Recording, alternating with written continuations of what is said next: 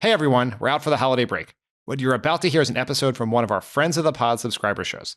Subscribers get shows like this, ad-free Pod Save America, and much more. Subscribing to Friends of the Pod is the best way to directly support Crooked Media as we build a counterweight to the right-wing media machine. Right now is your last chance to get 25% off new annual subscriptions. Just head to crooked.com/friends or subscribe directly through the Pod Save America feed on Apple Podcasts. So enjoy this episode and please consider signing up. Welcome back to Inside 2024. I'm Alyssa Mastromonaco. And I'm Dan Pfeiffer. Buddy, is it still Inside 2024? What are we going to call it in 2025? Are we allowed inside again?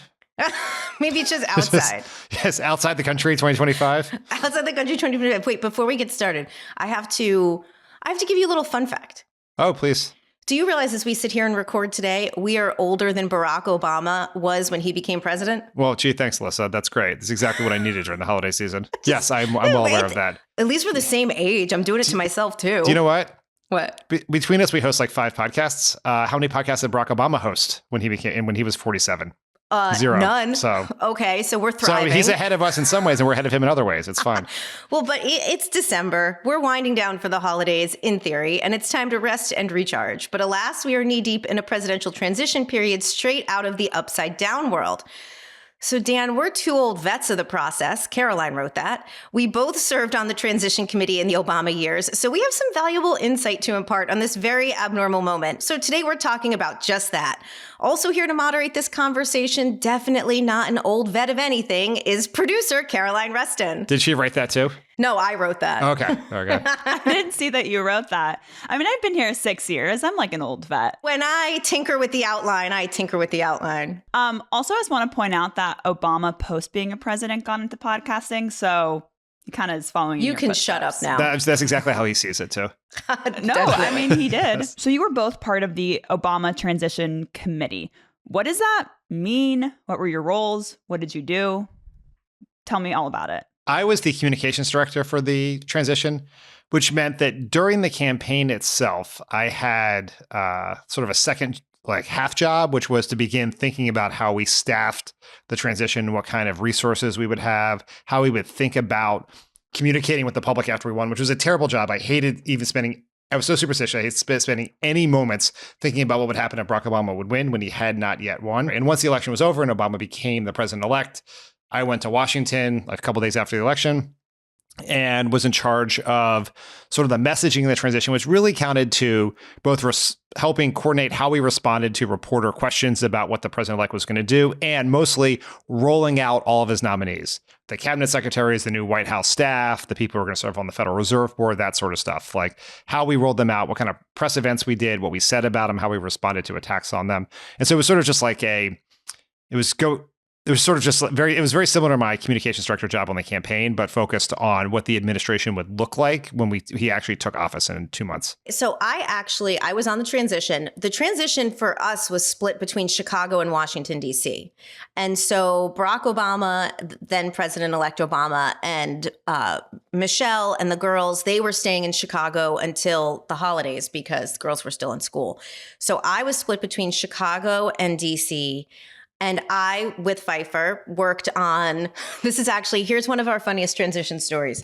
So like Pfeiffer said, we did a lot of the coordination around the cabinet secretary rollouts. They did not happen on Twitter as they do this time around. We actually had events where everyone would fly in and stand with the president for the most part and be announced. And he would have met with them and he'd come out and be like, I just met with my economic team and here's who they are. But one time, things moved so fast and furious on the transition that one of my deputies, Lizzie, called Stephen Chu, who was going to be Secretary of Energy, to coordinate his travel. And when she called him, he goes, I guess I got the job. So it is fast and furious. But yes, so I oversaw everything that the president-elect was doing, both in D.C., Chicago when he traveled. And then also, Pfeiffer and I were both, even though they're separate entities, there was the inaugural committee. And we both had a lot of visibility into that, too, because you can't have an inauguration that's off message or poorly organized. I mean, I feel like you can now. There's a lot of things we thought you couldn't do that you absolutely can do. We held ourselves to a high standard, you know? I love that the way we used to announce cabinet picks was like a debutante ball and not just like on Twitter. Oh, yeah. I mean, people really don't understand how few resources there are on a transition committee. Like Pfeiffer was in DC, so I'm not sure if he saw the same level of it. But where I was, because President Obama was there most of the time, we had Secretary Clinton, then Senator Clinton, was coming to see President Obama. And he's like, can we get her some juice or something? And it required going to Bed Bath & Beyond to buy a pitcher and then go to the Whole Foods to buy the apple juice. And then one of us had to take the pitcher home at night and wash it. And when he heard it was Peter Orzag's birthday, who was going to be our director of OMB, he's like, we should make him a cake, which meant one of us made him a cake. So those were very different times. When John McCain was coming to see President Obama after the election, he flew out to Chicago. There was no car service to pick him up. There was a nice guy named Ted Chiodo who picked him up McDonald's on the way so he could eat. That is, it's rough and tumble. It is not a fancy, it is not, the taxpayers are getting their money's worth through that process. Well, that's an important difference, right? Is that there is taxpayer money allocated for transitions. We use that money. And so essentially we all became government employees the day after the election. And therefore we had a whole bunch of rules we had to follow, like what you could spend money on, what you can't spend money on. And Trump is not doing that. He is funding his transition through private, mostly secret money. And so they can do lots of things we could not do. And we had to follow a bunch of rules that they don't have to follow, including ethics requirements. Is that legal? Yes. Work smarter, not harder. I mean, if we could have announced those cabinet picks on Twitter, we probably should have. Would have been so much easier. So you're talking about how previously, before even winning the election, you are already prepping, even though you feel like it's bad juju. Okay, you won. What is happening the next day? It is hell on earth. Horrible. Horrible. Howard Wolfson, who worked for Hillary Clinton, described presidential campaigns as a pie eating contest where the prize is more pie. And that's exactly what it is, right? Whereas we won. We had a victory celebration late into the night. And then several of us, myself and Alyssa included, had to come to the office at like 9 a.m. the morning after the election to meet with our new boss, Rahm Emanuel. It was like 7:30, 8 a.m. Yeah, it was just, and then you're just like, you're working. For the people who were going to work on the transition, you went, like, and which includes basically the sort of the senior staff of the campaign, you went right to work on your new job. There was no break. And I'd never been more tired. The best night of your life to the worst. Yeah, it's truly a terrible morning. And it just pure chaos. But the other thing that's really hard about it is that, like, for example, Pfeiffer and I had worked together at that point, like side by side for 2 full years. And now there are just all these new people flooding in. And as Pfeiffer will attest, I don't like you until I like you. So that was a very hard time for me. Yeah, it is. That's an important point, which is, as like some of us on the campaign would dip in and out of the transition because we were going to take jobs on the transition if we won. But separate from the campaign, there was an entire operation run by other people, staffed by people we don't know, working out of an office in DC, who are putting together binders of staff names and cabinet secretaries and doing research on them and thinking about what executive orders you would do in the first 100 days, just like an entire policy brain trust that we never spoke with, never saw. And then the day after the election, you're like, meet your new colleagues. And I was like, no. Yeah, Alyssa was like, no. I think what you guys are talking about is something I actually didn't know existed, which is the Presidential Transition Act of 1963, which requires a GSA to provide office-based administrative support to the president-elect. So looking at like the Biden administration right now, like when does the new president-elect start to get looped in? Like how does that whole like literal transition process start? And like how does that work? When is Trump getting clued in to what's going on? After they become the nominee. If they want, right? So, So after you become the nominee, you are officially the nominee, which happens after the convention. Then you now get access to this government transition funding, which most people, Biden, Trump last time, they take advantage of it. So they open an office that is run by the General Services Administration, which is sort of the government administrative arm.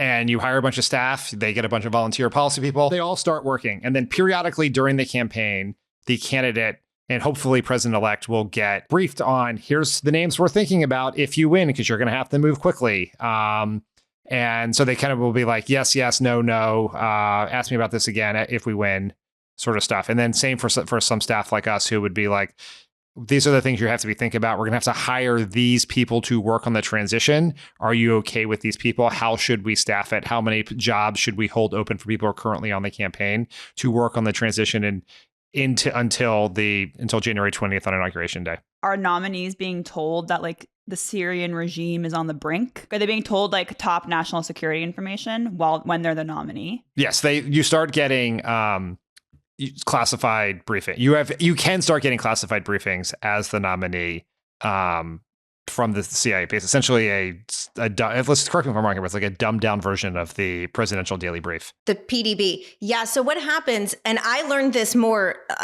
I sort of was clued into this more in 2012 when, as Deputy Chief of Staff, I actually ran the internal sort of transition process. So we were sitting in the White House, but I still had to reach out to the Romney team, onboard them.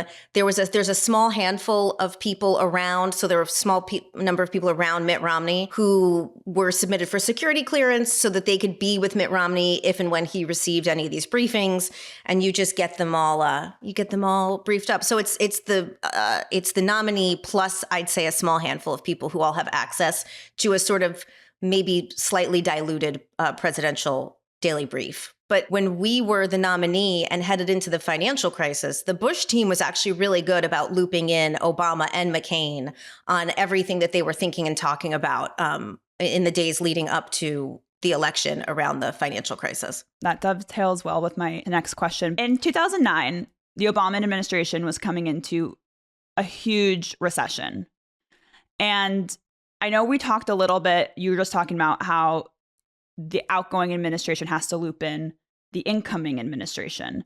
But when something like a huge economic crisis is happening, what does that look like? I imagine you need to hit the ground running. Like, what are the things you're doing day one when you're the nominee on something like that? Were the Bush folks like nice to you? Extremely. I don't think that we could have been any luckier in our transition than how the Bush folks handled it. And they had told me in some of my transition meetings that in some ways it was kind of informed by how they came into office in 2000, which was different and a little contentious and, maybe not the jolliest of transitions after, the Supreme Court decided the election.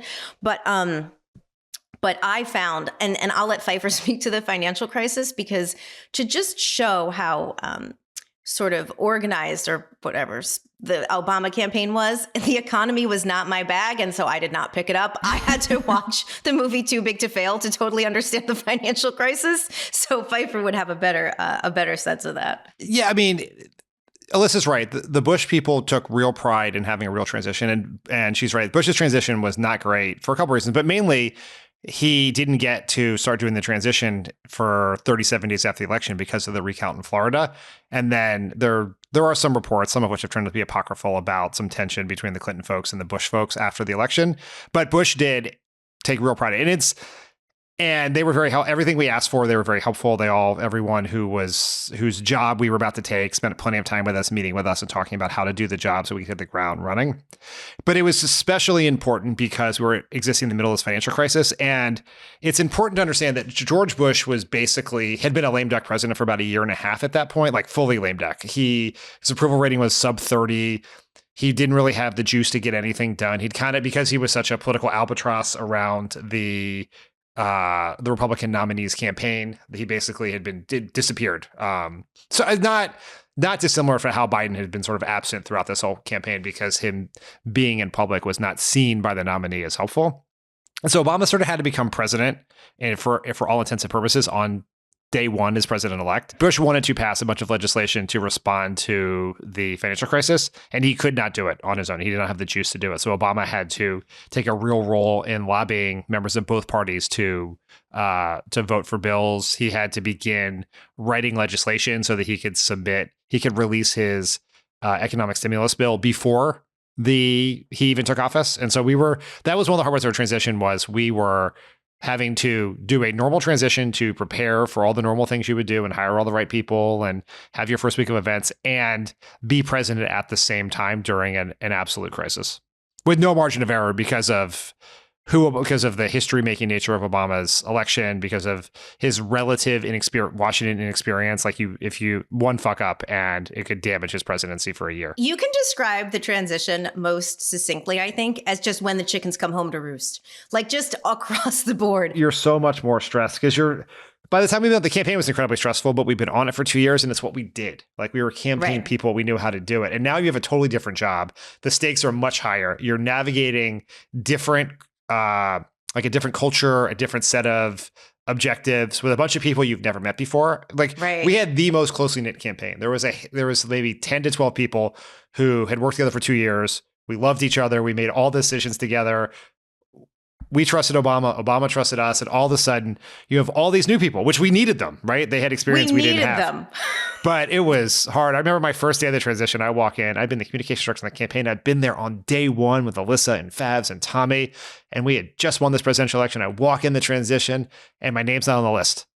I can't even get in the building. And all these people whose names I only knew because they worked for people who ran against Barack Obama in the primary, just buzzing through with their IDs as I'm standing there waiting for someone to come get me. Like the kid, it was just so demoralizing. When I say the chickens come home to roost, it's everything. It is like Pfeiffer and I were the heads of our departments on the campaign, which meant that, for me, I probably had 100 and some full-time employees. I had 500 part-time employees. Every single one wants a job. But meanwhile, we're like, well, do we even have jobs yet? Yeah. Because there's a lot of faith, You're like, oh, I'm just going to start on the transition, but you haven't been given your job in the White House yet. And so you're a little bit on, pins and needles. And to Pfeiffer's point, we had this thing on the campaign called the block schedule, which is like the Bible. It's everything Barack Obama's going to do. And I was in the transition office, and this woman, who I'm going to say her name because I love her today, but at the time I almost had a stroke. Mona Sutphin, who was Deputy Chief of Staff for Policy, goes rolling through with the block schedule, and it's all marked up with her handwriting. And she's like, Ron wanted me to take a whack at the first 100 days. I was like, 100 days of what? That is my job. Give me my schedule back. It was, and the thing that was so hard for me is that Pfeiffer and I were not in the same office. So I couldn't go in his office, close the door and be like, buddy, you're not going to believe what happened. I'd secretly call him from the bathroom in the Chicago transition. Does anyone give you a tour or do you just kind of waltz in and figure it out? You just waltz in. It's like make no mistake. It's sort of prison-like. If you think about the DMV, that's kind of what it's like. So in 2020, when Biden was president-elect, Trump and his administration famously stonewalled the transition. What does that even mean? What are the stakes for stonewalling an incoming presidency? And what literally are they doing to stop the transfer of information? Historically, vetting is part of the transition. It is, you need your papers, you need to submit them. They need to be vetted by the FBI and other people. You're learning. I mean, the one thing that Biden had a leg up on is that he and several of his closest advisors had been in the White House for 8 years as vice president. So a lot of the things that we kind of suffered from or would have suffered from in 2008 and 2009, had we not been given the access that we got, weren't as catastrophic for him. But they still just slow everything down in a world where you still only have 60 days, buddy, ish to transition, give or take. Here's where it matters, right? In a normal transition, immediately after the election, the president-elect and the incumbent president sign a memorandum of understanding, and then teams go into all the individual agencies and they look at the org chart, they look at the policy that's happening, they understand the budget, so they can begin to make decisions about staffing and policy happening on day one. This is most important on national security because there are a whole set of things happening, intelligence, operations happening that are ongoing and they don't stop because on January 20th because a new president's coming in. You have to know what is happening and be able to jump in on day one. To know what ongoing threats to the country are that you have to be prepared for. And none of that stuff got to happen for the Biden-Trump transition because Trump was trying to steal the election up through January 6th. And there probably, as Alyssa points out, if there was ever any incoming administration that could best navigate that, it was the Biden administration because of his experience. And he was coming back only 4 years after leaving. So government had changed, but not so much that it was impossible to fathom. So they were able to come back everything was further complicated by COVID at that time. The fact that people weren't going to be in work, that all the senior staff meetings in the among the transition, the White House were happening from home, right? Or people in the same building, but not in the same room. So they had a very even if Trump had not been an insurrectionist asshole, they would have been a very complicated transition. So he made it much harder. So is Biden and his team just not getting information during that time? None. Yeah, it seems basically none. I want to ask this question earlier, but I saw that Trump was at the reopening of Notre Dame in Paris and had a meeting with Macron, the president of France, and the Ukrainian president Zelensky. Is that normal for an incoming president to be meeting with other world leaders? And is Biden ever clued in on what they're talking about because they had a closed door meeting? I don't know what mechanism would inform Biden of what they talked about. I'm sure all the surveillance equipment of Probably. Well, the Chinese may have. The Chinese may know. Yeah, they're always with us. They might have given a little parting gift, like here's a summary of the off-label conversation that they had. But no, in general, Caroline, most of the foreign relations leader-to-leader contact is pretty ceremonial, I guess, during the transition, and by design, because nominees and presidents-elect aren't supposed to be conducting foreign policy until they're president. So when you come into office, almost every foreign leader on the planet calls up and wants to talk to you, and then you with the help of 30 members of the National Security Council, figure out which order you reply to those calls in and how you set them, because you don't want to offend people. And there's a lot of considerations that go into the order in which you return the calls. Who was Obama's first call? I would imagine it was the UK. Our former mommies. Yes, but thanks, Caroline. But it should, for the most part, it is usually kept to that. Phone call, look forward to working with you, see you on the backside, onward. This has been just such a unique situation because Trump was having some of these conversations during the campaign. Yeah. But Obama did, and if we're being fair, Obama did go meet with world leaders as the candidate. We did. We went on a foreign trip. We sat down with all these world leaders. As a U.S. senator. As a U.S. senator, yes. Yes. And the potential next president of the United States. But Trump, because he was a recent former president, was talking to people like Netanyahu during the campaign. And so it is unusual that he is doing this. It is probably low on the list of outrages of the Trump transition so far, but it is definitely unusual. It's not super weird that he went to Notre Dame and saw Macron there. That's not. But the closed door meeting that happened after is the kind of weird part. It kind of depends on what's said, but it's to what end, right? What is the worst thing that's happening? He's also been president before, so I think that's maybe a little bit different. It wouldn't be unusual if Trump it's not unusual for a former president to travel to another country and meet with a sitting world leader. That is not. That's a good point. I would say that's kind of the perk of being the president-elect. It's you know what? I'm going to go to Greece and meet with the princess. So looking now at president-elect and his transitional team,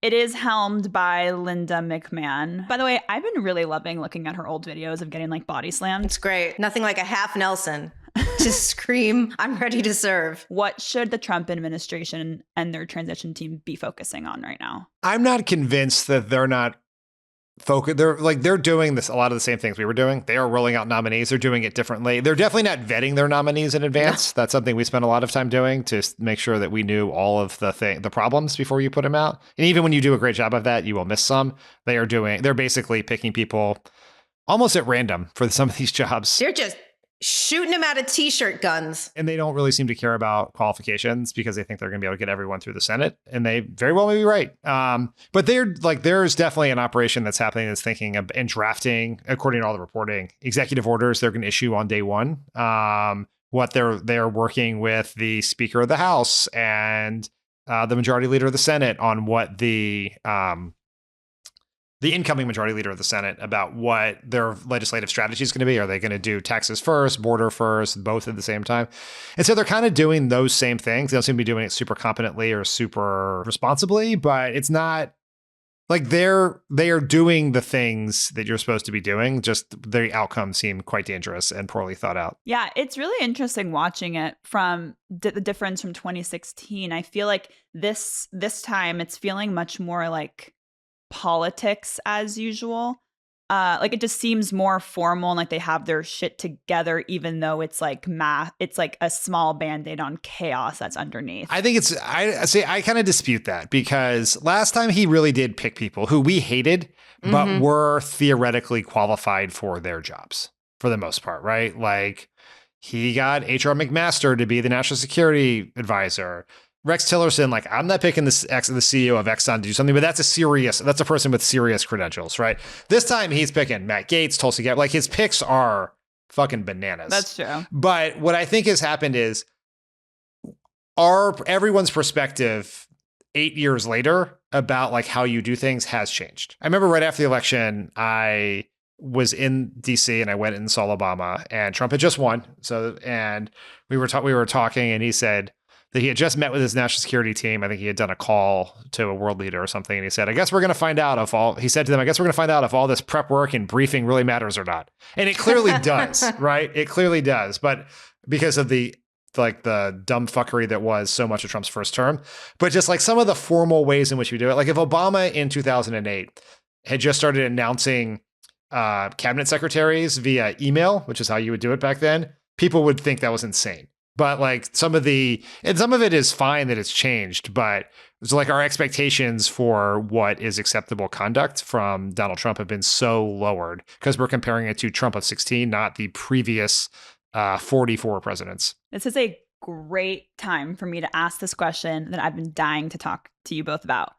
RFK, I don't know if you guys saw this story. Mm-hmm. It was reported that there is a job application process that is asking some batshit questions. Let me give you one example. This is per The Independent.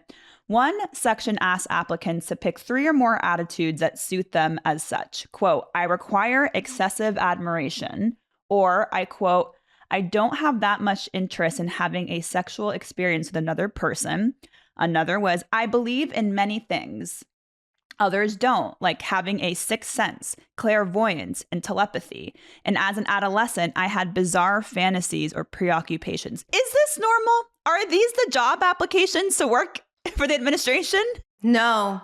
It is so wild. I had to read it many times because I'm like, this can't be true. But it is. I have no recollection of what our job application was. We must have had one. No, we didn't, because these are for the cabinet. Oh, these are people who are going to be in the cabinet. These are his applications for HHS. Yeah. I still don't think Kathleen Sebelius was digging into these kinds of thought starters. Yeah, it's bananas. Okay, so that's not normal. No, Caroline, that's not normal. What is a typical question you are asked? Well, I don't know, okay? I've never worked for the government. Yeah, it's fair to ask. We don't even know if there were questionnaires when we were in office. They just kind of vet you. We just got vetted. You had to fill out your security forms. I mean, I think people submit resumes for... They're open positions. There was a website with open positions and people submitted resumes. Or you just submitted your resumes and then people sort of sorted those resumes to positions. Here's my last question for you guys before we wrap up. And this is honestly something I've been thinking throughout. Is there a petty part of you deep down inside that wishes the Biden administration was just like, fuck you, I'm not telling you anything, I'm going to stonewall this, like doing exactly what Trump did to Biden back in 2020? The risk you run by being the person who doesn't offer a productive transition is that if something bad happens, it can blow back on you. So I think that, giving people the keys to the car is just generally the right thing to do. There's some petty history here. George famously, I think it turned out when this was truly investigated, it wasn't true. But there were all these reports that when Bush came into the White House, George W. Bush came into the White House, that the Clinton people had removed W's from the keyboards. Yeah. I always thought that was still true. I think there may have been 1 or 2 examples, but it turns out, I think afterwards we learned it was not, there was a lot of bullshit there, unsurprisingly.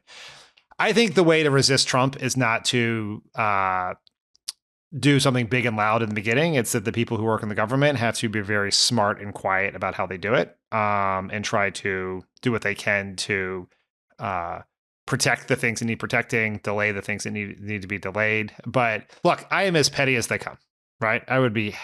So the fact that I'm going to say this runs against type, but if Trump is going to blow up on his own, we don't want to give him something easy to blame, like the Biden staff being petty or not. We're like, let's give him every opportunity to succeed, and then when he fails, that's on him, as opposed to like an easy. Let's not give him an easy scapegoat.